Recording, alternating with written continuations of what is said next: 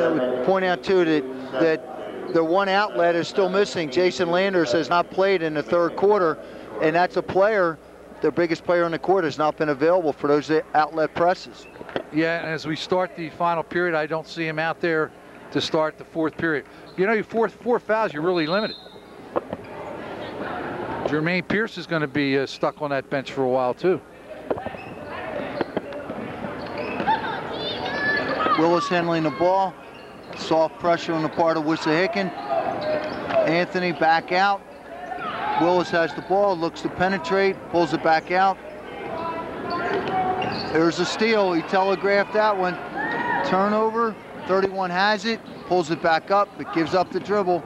30's looking, passes it back out to 34, needs some help, there's some pressure, passes it back out to 30, to the corner. 21 looks it, there's a cut to the basket. 30 gives it up, back out to 34. Ryan will shoot the ball, and does. A little floater in the paint. It is 54-47. Bobby, I was going to make a comment there that Wissahickon was having difficulty getting an open look. But what happened, Carmona went for the steal instead of staying at home. By him going for the steal, he opened up the offensive lane for the Wissahickon player to drive through. Yeah, it's getting a little sloppy here for Norristown, Tom. That 10-point, 11-point lead is now down to 7, and there's 7 minutes on the clock. This could be a 5 or 7-point game here. Offensive foul. Hurts Wissahickon. 54-47 at the 6:50 mark on the Conocelli board. Wissahickon putting some pressure with Ryan being the chaser in the backcourt. A 1-2-2. Willis handling the basketball, gets it Anthony, looking to get the ball into the corner. It looks like, and he did turn it over. Wissahickon ball.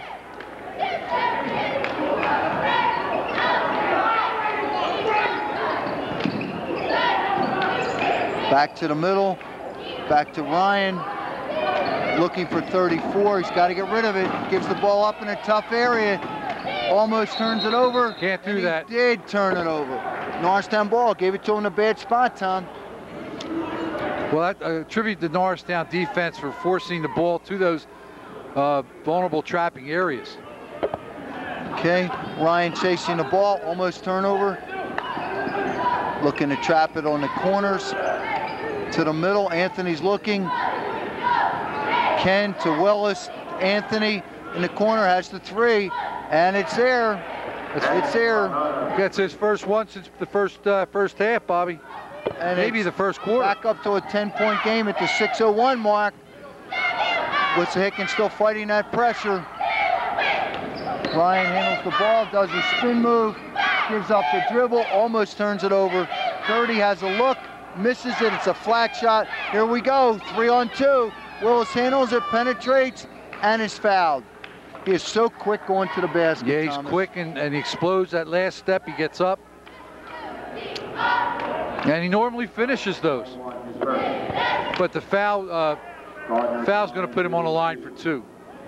And Bobby, I just by watching the expressions and the difficulty Wissahicon's having, handling the pressure, and they seem tired. I think Norristown has got this one pretty much under control. A lot of time left, and it is high school ball. And Norristown has done some surprise things at times, thinking back to the Upper Moreland game, but they seem determined tonight to finish this game strong. I think there's too much talent in the Norristown team not to be successful tonight. They are intense. Now here's the pressure, and it's hard. It's really hard pressure, and there you go. There's an almost turnover. Ryan handles it. A lot of pressure from the backside. Back up top. Quick shot. Not a good shot, but he makes it. It's 59-49, still a 10-point game at the 5:30 mark. That was an accident. That should have never gone in. He was off bounds. Didn't have good numbers either. It's almost like that National Accident League that they call the NHL. Jason Landers is back in for Wissahickon to see if he's a factor in the last 5 minutes of the game with the score, a 10-point game. 33's looking to go to the basket, kicks it back out to 45, Ryan Washington. Handling the ball up top. Surprise, almost turnover. There's a shot, a fadeaway, and it's in. It's an 8-point game, Tom. Wissahickon putting some pressure on.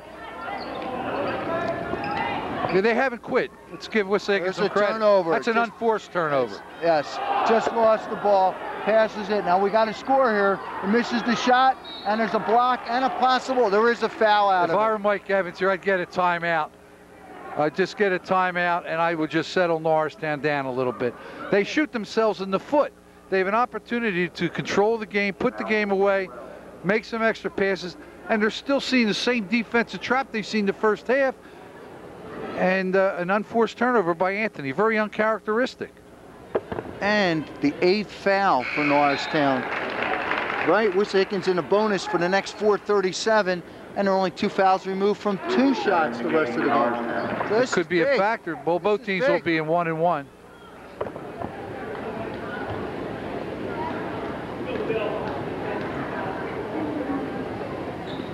He misses the second. It is 59-52. Yeah, play like you're up 7. Don't play like you're down 7.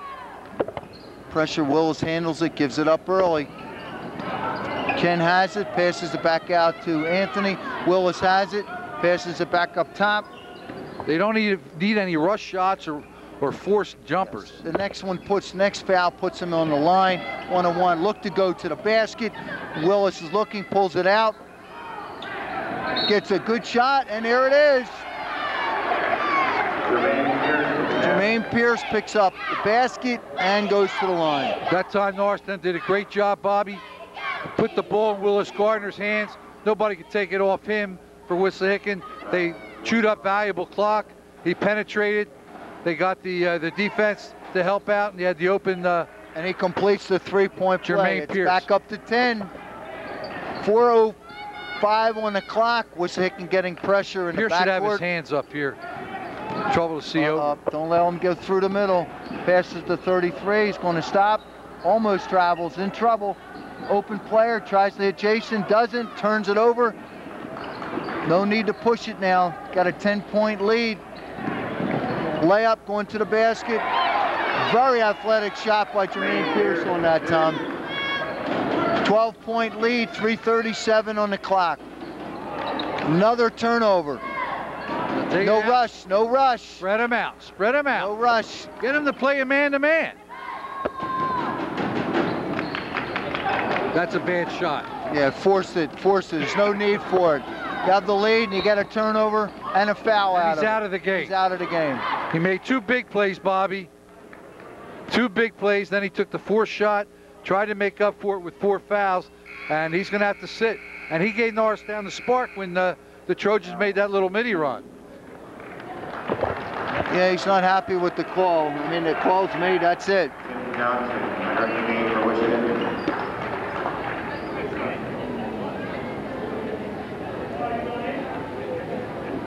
He wants to meet. He's got 30 seconds. He wants to. It's not.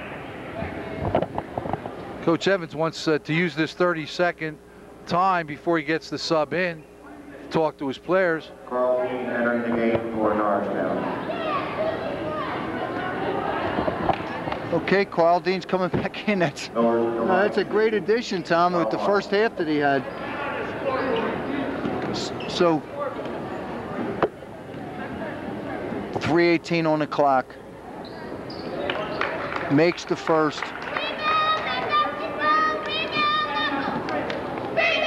Greg Miller makes the first. It's 64-53.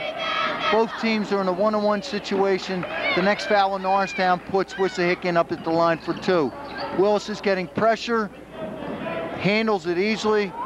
Carl has it, passes it to 55. Easy layup to Billy Lucas, cutting to the basket.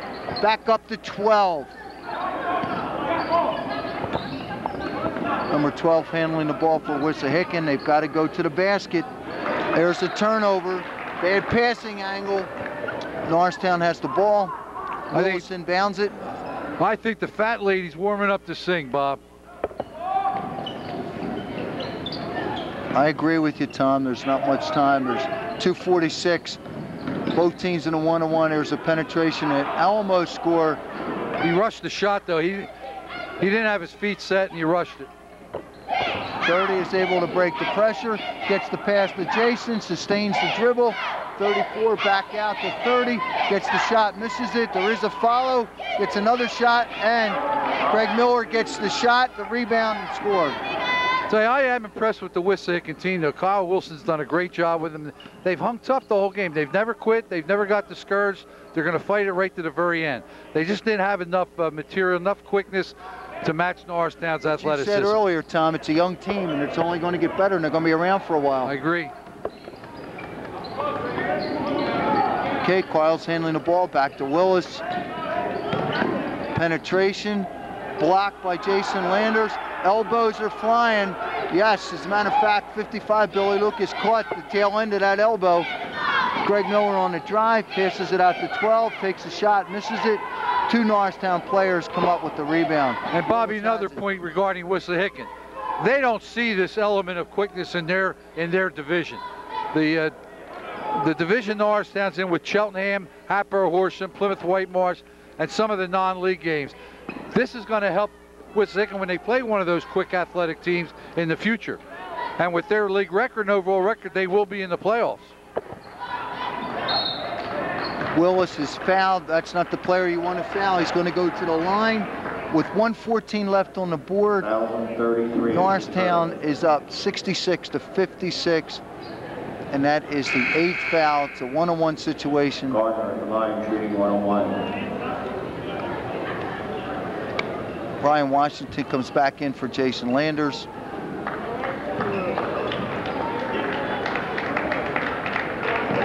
Washington turned the knee for Wissahickon. Lewis makes the first.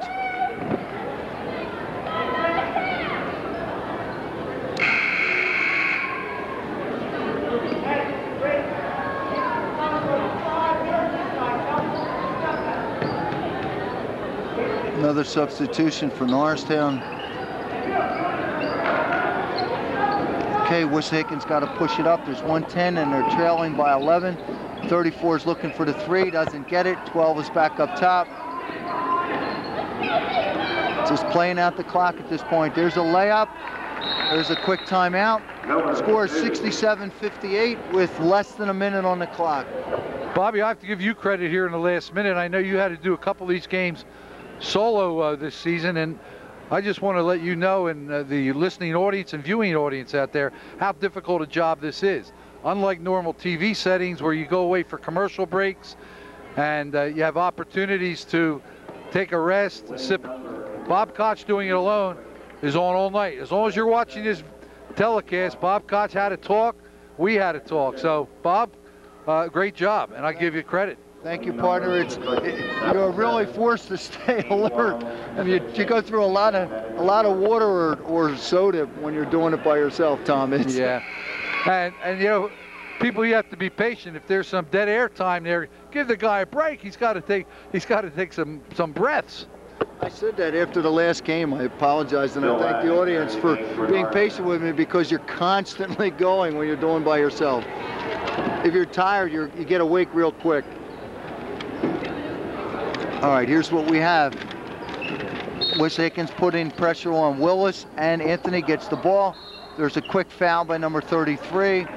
That is their 9th. It's a one-on-one foul. The foul situation obviously favors. Good job by Coach Evans there, recognizing that Wissahickon's in a must-foul situation, putting his two best free throw shooters and probably two best pure shooters up to receive the pass.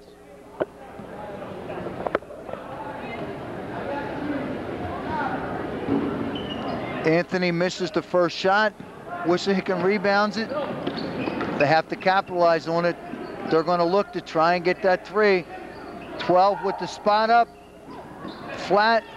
There's a loose ball, and there's going to be a score unless he pulls it out, and he will use the clock. There's no reason. There's another foul. That's the right move. Willis will go to the line. Ryan Washington commits the foul. It is 67-58 at 37 seconds left in the fourth quarter on the board. Bob, in all fairness to the Norristown basketball players, Coach Evans made a real good point to me, and I think he even shared it with you. You know, everybody's going to say, well, how can you lose to Lower Moreland or Upper Moreland? Upper Moreland beat them last year right here. Scored 90-some points on them. and they got a little confidence from that game. And Norristown started to look at their press clippings a little too much. 4th ranking in the area, the Daily News, 10 straight victories. They might have gone in there, they got a 15-point lead against Upper Moreland and just probably relaxed. Upper Moreland caught fire and they couldn't stop them. So this is good to see them come back tonight, get off the snide. Winning 11 out of 12 is nothing to sneeze at. And they start another winning streak at a good time of the year. Right, they have Westchester Henderson right here in the friendly confines of their home gym Friday night. Then next week, Wissahickon Warriors visit on Tuesday. And, you know, not that they should look past Wissahickon, but that should be a W. And then, of course, the rematch against arch rival Plymouth Whitemarsh here next Friday. So Norristown's looking at 4 straight home games, Bob. Yeah, that's a nice situation to be in, and it's nice to see that they're going to pick up the win here. It's 29 seconds left. It's critical, though, Bob, that they beat Henderson Friday, because right now they have not established a win against any other non-league foe. And they've only had the Lancaster-McCaskey, which is a quality loss because they only lost by 2 up there, or 4. And now you're looking at seedings. Now you're looking at seedings. That's right. And Henderson right now projected to maybe be the 4th place team in the Chessmont. So losing to them, when they did beat Westchester East, my mistake. That's a quality road win. They beat Downingtown. I don't know why I overlooked them.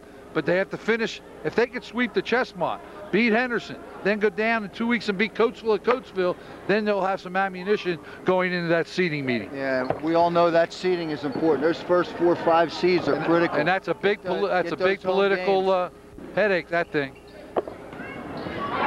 Block shot, Carl blocks it. There's a quick walk. Yes, he traveled. But Bob, you know they can take care of their business. If they can win out in their league and be league champions, that seed, you know, you're looking at a 2 or 3 seed for the district. And we know how important that is. That is huge. Okay, there's 15 seconds. It's 70-59. Another block shot. 12 gets the shot, makes it.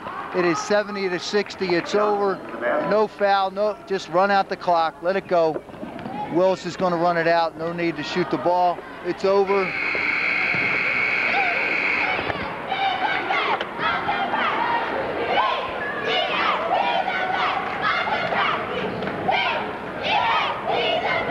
Okay, we're going to wrap up here from courtside, looking up at Sam the man up there, Bob.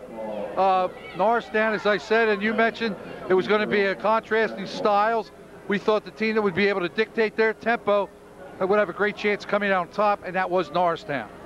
Yeah, I don't think there's any real surprises tonight. Norristown did what they were expected to do. Their defense carried the game. The first half was inside for both of them, but ultimately Norristown's defense carried it. As you said, early in the game, you didn't think Wissahickon could handle it. They couldn't.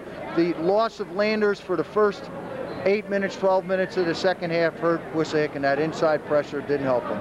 Right, Norristown now moves to, I believe, 11-3 overall. They're going to be, I think, 7-2 in the league. Still 1 game behind, I believe, Cheltenham and Hatboro Horsham. Norristown's going to have to take care of business, but they have, I think they only have Cheltenham away, everybody else at home. Coatesville's going to be a tough away game, but they have the talent to play with these teams and to give themselves an opportunity for that top seed or one of the top seeds in District 1 play. So final score tonight, Bobby, I believe, was, they took it off already, I believe it was 71-60 or 71-61. So for Bob Koch, I'm Tom McGee from Norristown High School Gymnasium. Good night.